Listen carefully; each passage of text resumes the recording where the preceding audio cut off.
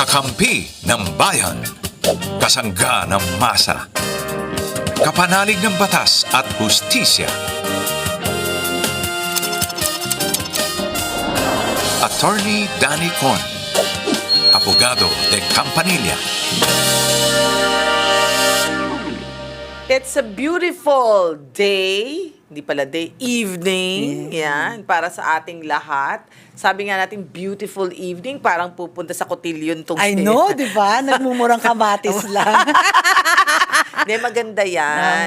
Alam nyo bakit? Kasi po, hindi naman porke lawyer, lagi ka dapat naka-blazer. Actually. Ano ba? May fashion style ang mga Pero lawyers. hindi ko pwedeng isuot to sa korte. Sabi mo, Your Honor!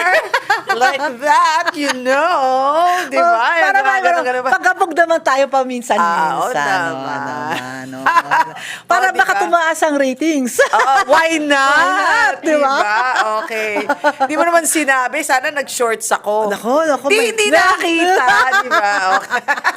Well, anyway, ako po yung Mare ng Bayan, Mare Yao. Of course, kasama natin, the gorgeous attorney, PG Gagalang-galang. O, hindi ngayong kagalang-galang ang itsura. Bakit naman hindi? Kung sa bagay, that's true, you know. Pero hindi. Oo. Para maiba lang. Bagong taon, kailangan medyo mag-iba-iba naman tayo ng... Ay, may point ka dyan. Ang tanong ko, pag ganyan ang sinuot mo sa mga justices at judge, tanggal ka. Tanggal ako, oo, bawal. Palalabasin ka. Oo, except kung lalaki yung judge siguro. Why not? Di ba? Hindi, pero Suppose. kidding, but it's bawal. Bawal. Ano ba ang dapat na sinusuot sa loob ng korte? Merong talagang specific rules for mga lalaki, barong or coat or tie. Sa mga babae, dapat ay at least long sleeves. Long sleeves talaga? Long sleeves. Hindi ba may above the knee? Pwede naman na pwedeng hanggang knee na skirt. Hindi pwedeng above? Hindi pwedeng above. Okay. Hindi Bakit? It's Gusto na ngayon ng above the knee, showing of the legs. Pero usually, very strict. Pero minsan naman, malulusot ka kung hindi naman ganun ka Pero it's usually a blazer or ako dati nag 3/4. Pwede yung 3/4 sa mga Okay. babae. Alam naman natin kung bakit ganyan ang mga dapat na masuotin. Sa totoo lang, talagang pag nakikita mo, pumunta ho kayo ng City Hall minsan at doon sa mga Hall of Justices. Alam mo kung sino abogado Yes, doon. di ba? Lahat sila juice me ang init, pero talaga naka-long sleeve sila, di ba? Kalbaryo. Pero ganun talaga. Kala mo naman, naka-aircon silang lahat, hindi na. Pero dapat, alam mo, naka-attend ako ng hearing, sira ang aircon. Ay, naku. Diyos ko. Pero pinapaya kami magpaypay. Pero hindi kami nag-iiba ng outfit. Oo. Ano ba yan? Baskil na baskil yan? Oo, nung time na yun, parang nagka-brown out sa Manila. Oh, no. Anyway, sige. Sige nga, minsan makikita natin si Attorney PG. Gusto ko ganyan eh. Ano, Kasi gusto mo? refreshing yung mga ganyang klaseng damit, di ba? Actually, nung pagpasok ko nga dito kanina, yung mga, yung crew Uy, Wow! naka-ano si attorney. Naka-off-shoulder.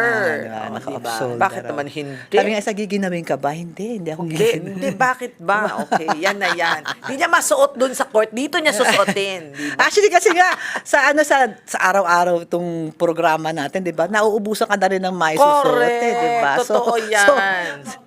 Kaya ito, Oo. nagtibo ako nung isang araw, nung unang panahon, malabas nga sa Oh, baul. actually, ito na ang panahon para makahingi tayo ng clothing allowance. Yan. Kay Actually, Tita tama. G, alam mo na yan. Ang ganda Tita ba G, we love you. Ang ganda ba ng segue ko dun sa para ganda, sa ang ganda. sa Actually, hirit. talagang para sa atin yan. Para sa atin yan. Huwag na nating iparinig Yung- kay yung- Attorney Danny Concepcion yung- kasi siya puro barong. Oo nga, di ba? Ang daya ng mga lalaki. Daya. Oo, di ba? Actually, yung ginawa ko to para sa atin. Yes, Oo, di ba? ayan.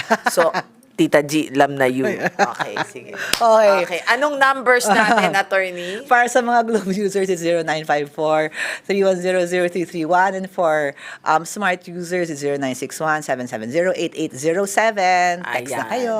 Okay, there you have it. Kaya tingnan nyo nga naman, hindi lang pala yung sa mga TV ang nahihirapan din sa clothing, pati yung mga abogado, no? So, dapat ang dami nilang sets. Sa ng mga damit, lalaki, ano? madali. Sa lalaki, syempre naman, barong lang naman ng katapat niyan eh. So, at hindi mo naman mahalata kung paulit-ulit yung barong. Depende kung maitim na. Ay, palaban mo na. Kung Pa-dry clean mo naman. Kung maputi, tapos medyo naging brown na, ay, At nagyayelo na, may problema. May mga ibang mga abogado, yung mga itim yung barong, di ba? Yung gusto na ngayon yan, di ba? Yung color, yung itim, color. gray, Maganda naman. itim. Cute. Maganda naman yun. Wala maganda bang naman. violet? Meron akong alam mo ate, meron akong nakaharap sa sa hearing. Yung talagang meron pang painting, alam mo yun, merong mga Parang may nog. kilala akong abogado na nasa TV dating naging spokesperson. Gano'n. Pang star of the night. Yes, I know, right? Pati medyas colorful. Yes. Hindi naman bawal yun. Hindi Hindi bawal. naman, Hindi naman bawal. sige. Basta barong siya. Sige, eto na po ang ating first question from Grace, 29 years old ng Quezon City.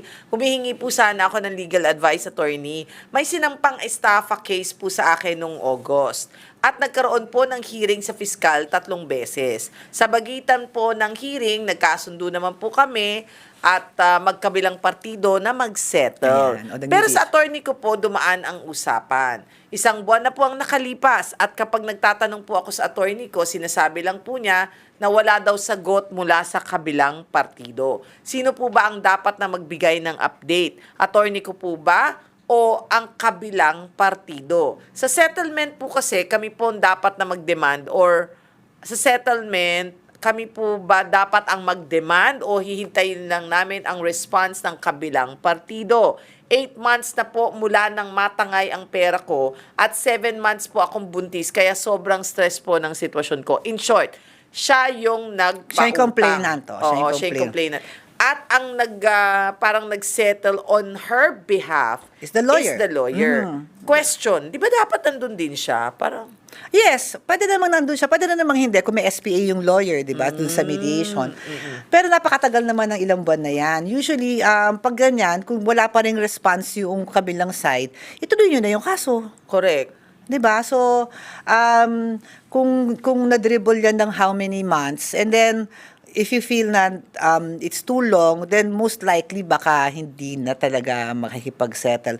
Then you just proceed to court. Kasi mediation yan eh. Kung hindi talaga, they proceed to court.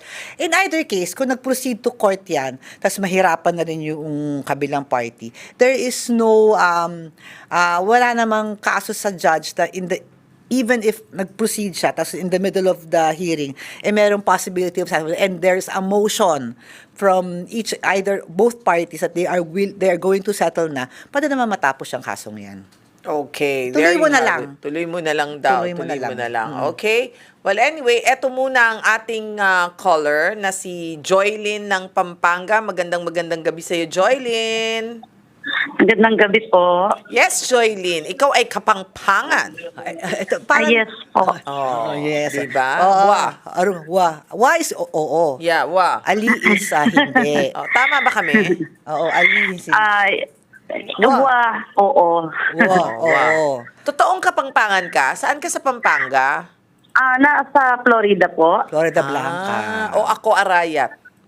Ang tatay ko ay sa Tarlac, pero Kapampangan na Tarlac. Bamban. Opo. Okay. Pero tanungin mo kami, hindi kami marunong. Medyo nakakaintindi ako. Really? Sige nga, magsalita ka nga, Joylyn. Tingnan ko Wag kung na, wag mo ko maintindihan. i-test ngayon. Sige na. Sige. Sige, dalawa kaming magte-test. Kung naintindihan namin sinasabi mo, sige nga, go. Sige po. No ka rin kayo pungini, magstay. No ka rin kayo, Neni. No No ka rin kayo pungini, magstay. Saan raw tayo nakatira? No ka rin. O, di Tama? ikaw na ang no ka rin. Tama ako, Joylyn? Tama ba yon? Opo. sino ka rin? No ka rin is where do you stay? No ka rin. Okay. Sige. Di ba tama ako, no ka rin? Nasaan? Kasi ang alam ko iba eh. No ka rin Medyo mura yung sa akin eh. No ka rin is saan? Tama, di ba? Medyo alam ko mura eh. Hindi. Hindi naman. Huwag na nating sabihin. Ang no ka rin is, saan?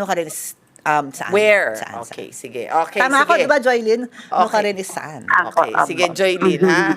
Hindi ako makikipagpaligsahan Saan sa'yo siya dyan, ha? makakaintindi ako, hindi mo na mabebenta sa Pampanga. Makakaintindi ako. Okay, sige. Medyo magalan lang nila magsalita, pero kasi... Maintindihan mo? Maintindihan ko. Sige. Joylyn, ano naman ang problema mo? Ganito po kasi yun, attorney. Nireklamo kasi po ako.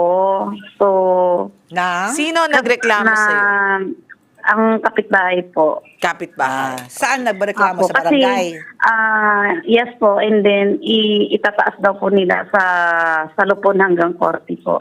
So, asking ko po is, that time po kasi para-parehas kaming magkakapitbahay and then nag-usap-usap po kami. So, yun nga, may okasyon. And then, siguro may anak na po. Okay, mga Tapos, nagsalita po ako na walang anak ba o ganito, hindi nagbabayad ng amortization ng bahay, ganito, ganyan. Sinabi ko din daw po na wala siyang anak, ganito, parang apat na yung anak, ganyan. So, yun nga po, yun lang ang concern ko, attorney. So, salupon pa lang po naman kami this coming Thursday.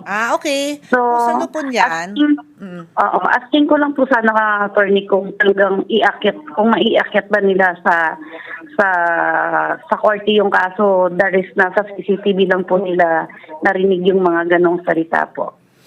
okay. Una muna, sa lupon, una hindi kailangan ng abogado. Actually, bawal ang mga abogado sa barangay. Opo. Alam mo bakit? Para may pagkakataon ng mga taong magkasundo sa barangay. At ang sabi nila, pag ang mga tao ay may mga abogado na hindi nagkakasundo. Mas hindi nagkakasundo. Hindi nagkakasundo. Oh, sige. So, bakit ko sinasabi yun, Joylyn? Ay, sa lupon, ay hindi naman agad-agad yan aakyat sa korte. Sa lupon kasi, ang gagawin po ng mga yan is isusubukan nila sa lahat ng kanilang mahahaya na magkasundo kayo. Diba? Apo. So, kunin mo yun as an opportunity, Joylyn, na kung nasabi mo nga yun, Diyos ko naman, lasing kayo eh. Diba? Opo, Madaming mga opo. nasasabi ang lasing na nakakalimutan sa kinabukasan. Diba? Okay, opo. So, kung gusto mo ay, pwede ka namang, hindi naman masama ang humingi ng patawad. Oo naman, pwede ka naman humingi ng tawad. Oo, sabihin mo At nagkamali I'm sure lang. pag narinig yan ng barangay, ay ihihimukin niya yung kapitbahay mo na ikay napatawarin Oo. ka. Ay, kasi magdala ka ng foods. Oo. Pagka ako na nagbibigay ka, di ba, Oo. anong masarap na food sa Pampanga? Ay, marami. O, di, mag-prepare ka, di ba? Alam mo, Huwag Joylyn, mo lang pasakitin ang tiyan niya, ha, pagkatapos sa hindi mo lang natatanong. ang favorite ko sa Pampanga, Ano? Kamaru. What is it? Locust. Insekto yun, pero ang sarap yung adobo. Really? At saka yung tidtad. Ako pareho sa kayo ni masarap sila Atty. magdinuguan Danny talaga. Concepcion, wala akong naintindihan sa Ang kinakain. tidtad ay ang kapampangang dinuguan. Okay, I got it. O, sige. Sige, pakainin nyo na lang ako, huwag nyo na-explain. Saka tibok-tibok. Anong tibok-tibok? Tibok-tibok ang mahablangka. Nakain ko yan. O, sige. Anyway, so, pag ikaw dinalhan mo siya ng tibok-tibok, huwag mong babatukan, ha? So, basta dinalhan mo siya. Hindi, mukhang Joylyn, mukhang masayahin kang tao. Oo. I think yung sa barangay mo, take that as an opportunity to mend fences with your neighbor. Yes. At saka hindi minsan talaga nakakasabi tayo ng mga masasamang salita pag tayo Oo. ay lasing. Next time, wag kang magpakalasing kasi. Oo. Mag-sorry ka na Kaya lang nga po. kasi inaamin mo namang Pero, nakapagbitaw ka ng masasakit na salita. Pero marami po kasi silang yung sa mga ganyang case po ba na ang ebidensya po nila is CCTV, possible Well, po ba talaga yun? Oo, pwede naman talaga yung mag-present sila ng ebidensya even sa barangay kasi mediation yan, di ba? Pero hindi na natin pinag-uusapan kung nangyari man talaga yun o hindi kasi inaamin mo talagang nakapagbitaw ka Correct. ng salitang ganun eh. So, I don't know how it will add to their case when you actually will admit na you actually said. But you will actually say na it was out of kasi alcohol, di mo man you don't mean it. Oo. And you And say be sorry. sincere. Be sincere when you're saying that, ha? Kasi baka naman sabi mo, kasi naman totoo naman eh. Sorry, pero kasi totoo. Di away yun. Oo, diba? Wag gano'n. So, Joylyn, take that an opportunity na nga. Sabi ko na, pagkakataon mo yun na parang pwede yan, isang anuhan lang, mag-sorry lang kayo, tapos ayain mo silang mag-inuman ulit. Iba na naman yung sasabihin niya. Oo naman. Hindi, pero totoo yan, Mas maraming nagagawa at mas maraming tinik na natatanggal sa dibdib kung kayo ay nagkakasundo. Yes, oo. Kasi sayang oras yan. And honestly, I think naman mga gantong bagay. Sayang oras yan, Sa barangay maniwala pa lang ka. tapos na yan. Yes. Kung both parties come to it na, lalo na ngayon kung matagal-tagal na yun, lumipas na yung panahon, mahimasmasan ng mga tao. Correct. Lalo na sa sitwasyon mo, yung pag narinig ko yung kwento mo, Diyos ko, dapat naman mahimasmasan ng mga tao. Mag-ano ka lang, talaga minsan yung sincerity ng yung sincere ba na nagsosorry ka. Okay na yun. At saka even ako naman, kunyari kung nangyari yan, parang ako rin ng abogado nung kabila. It's not worth it to go to Yes, court. that's true. Oh, it's not Saka, worth it. alam mo, pag may kaso, masakit sa ulo, friend. Hindi mo Not just for ikatutuwa you, yun, ha? but also for them. Yes, hindi mo ikatutuwa kasi kailangan mong pumunta dito pero hindi ka makapunta kasi may hearing ka, may ganito, may hearing Oo, ka. ang hearing mo Sakit matagal sa ulo, Matagal pa ang hintay kaysa Pero sa action ano, lista. Oo. Yung ganong attorney, if ever, kunwari humingi ako ng sorry, so kung ayaw nila tanggapin at gusto nila ituloy, Wala Wala ka kang namang magagawa. doon. Oo. Wala kang magagawa. Ang what you can control is what you can do, which is to sincerely apologize. Yeah. So, Pero honestly, 'di ba? Ito Kung lang ako rin hindi naman, hindi ikalalaki ng ulo mo 'to dahil sa totoo lang ang mga abogado at saka even the courts, pag maliliit na ganyan, ayaw namin patulan hindi na yan. pinapatulan. Yun totoo. Ayoko na sabihin, pero oo. Pero wag ka rin kasing baka kasi tuluyang ka eh. Alam mo Oo yung nga. ibig ko Pero sabihin. kung ako yan, parang ihimukin ko rin, kung meron lumapit sa akin na yun ang complainant, Oo. hihimukin ko siyang wag na lang. Wag na, kasi sakit sa ulo. Dapat alam din nung nagdedemanda yan, nasasakit lang din ang ulo niya, kukuha pa siya ng abogado, gagastos pa kayo. Mayaman ka naman ata di gumastos ka na lang. No, di ba? Mayaman ka, friend. Wag mo naman bigyan ng idea na yun ang dialogue ni Jolie. yung mga kapampangan po kasi walang pera pero Ay, oo. magaganda Ay, baka magsuot. talaga. Oo, alam mo, may point ka dyan. Oo, naku, Totoo. pag mga family reunion namin, parang Pataasan yan. ng boses. Hindi naman kami nag-aaway, Oo. Pero talaga ang lalakas Opo. ng mga boses. Parang akala ng mga ibang tao, nag-aaway ba kayo? Hindi. Sabi Saka ko nga payabangan. Sabi ko sa'yo, nagmana ako sa nanay ko kasi kapangpangan ng nanay ko. Oh, yan, malakas ang ang nanay boses ko, mo. hindi. Ano? Ang sabi sa amin ng kapitbahay, nakalunok ng megaphone. Yes.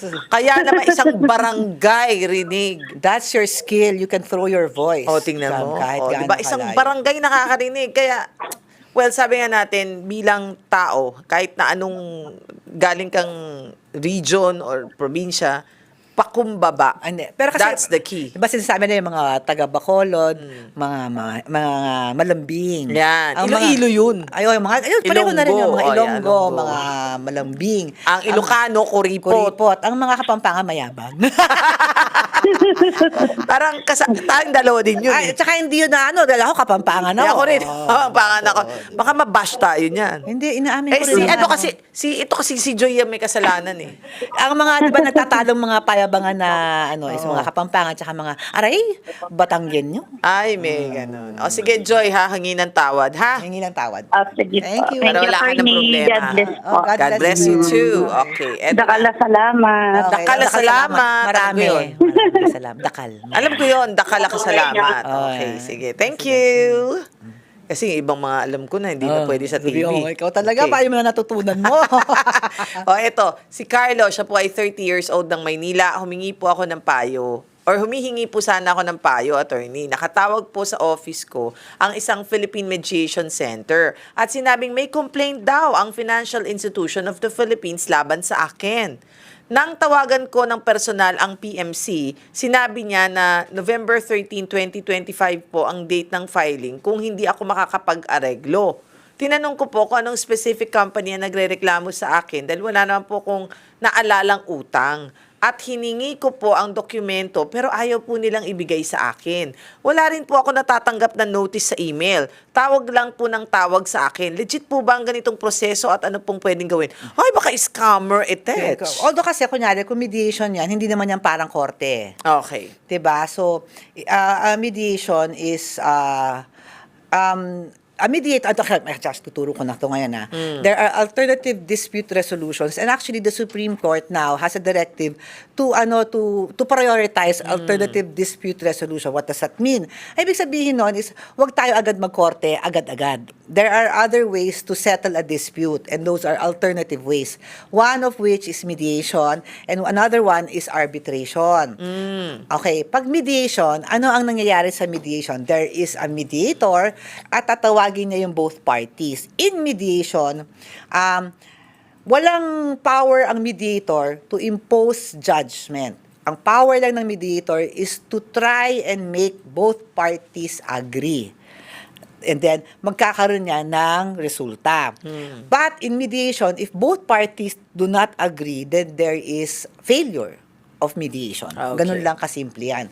Pag arbitration, arbiter is like a judge. You submit yourself to the arbiter, and the arbiter will make a judgment. At you will have to abide by it. Mas mabilis ang proseso, iba yung kanilang means. So, kung ako sa'yo, double check. Puntahan mo yan. Di ba? Kung wala kang maalala, then it's just a matter of you attending kung ano man yan, na there's nothing. Di ba? So, yun lang. Nahuli ako sa camera. Ikaw kasi, ang ano mo kasi. May joke ako sa'yo. Ano? Ito, narinig ko na joke. Okay. Ano? May namatay na pare at may namatay na abogado. Sabay. Sabay. Pagdating niya ngayon kay San Pedro, sabi niya, San Pedro, joke lang po to, huwag kayo magagalit sa akin, ha? I make no Okay. assurances. Baka magalit ako. Dahil lang. Bawal magalit, ha? Okay, ganito. Sabi ng San Pedro, yung pare, sabi niya, dito ho kayo, dito sa isang room. Kumpleto naman. Okay siya, maganda naman siya, ganyan. So, inassist siya ni San Pedro. Di ba? Tapos, nung nakita niya yung lawyer, sabi niya, dito po kayo. Tapos, ang ganda ng kwarto. Ibang klase, talagang 5-star ang kwarto. Tinanong niya ngayon si San Pedro. Sabi niya, bakit yung sa pare, simple lang, payak, sa akin ang ganda-ganda. Ang sabi ni San Pedro, minsan lang nagkakaroon abogado dito sa langit. Totoo. Totoo talaga. Joke lang ho yun. Hindi ako umaasang makarating ng langit. Hindi, langit na langit ka, di ba? Joke lang Hindi ho ako yun. umaasa na makarating ng langit. Anyway, joke. Lahat ng abogado, peace. Okay. Hindi, actually kasi mahirap nga naman ang Hindi kasi alam mo, trabaho namin makipag-away eh.